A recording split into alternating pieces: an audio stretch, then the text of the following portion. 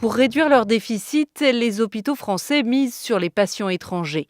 Une nouvelle classe moyenne est en train d'émerger dans le monde et elle est beaucoup plus mobile qu'avant. Maintenant, avec internet, c'est extrêmement facile de réserver une opération à l'autre bout du monde et d'avoir, les avis de milliers de personnes qui sont passées avant nous et cetera. Donc ça facilite et du coup, c'est ça qui fait que ça augmente très fortement le tourisme médical.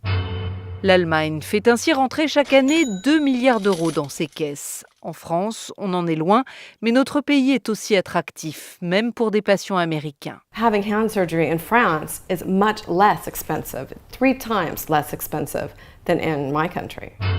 Depuis plusieurs mois, certains hôpitaux travaillent à établir des forfaits pour des interventions non urgentes et payables d'avance. On va être en mesure de proposer une réponse quasiment immédiate. Vous voulez vous faire opérer d'un pontage, a priori les choses se présentent bien, votre hospitalisation ne devrait pas excéder une semaine. Voilà exactement le forfait et voilà ce qu'on vous propose pour ce forfait.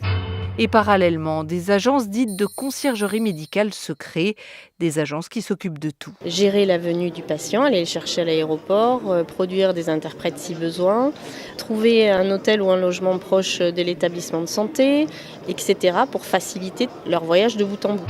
Mais cette évolution ne se fait pas sans inquiétude et certains redoutent une médecine à deux vitesses. Nous sommes en grande difficulté pour accueillir dans des conditions acceptables les patients français. Et on va proposer des passe-droits pour des patients uniquement parce qu'ils ont un bon compte en banque. On voit bien les inégalités que cela crée. Risque fondé ou pas, les promoteurs de cette évolution estiment que 30 000 nouveaux emplois pourraient être créés d'ici 5 ans.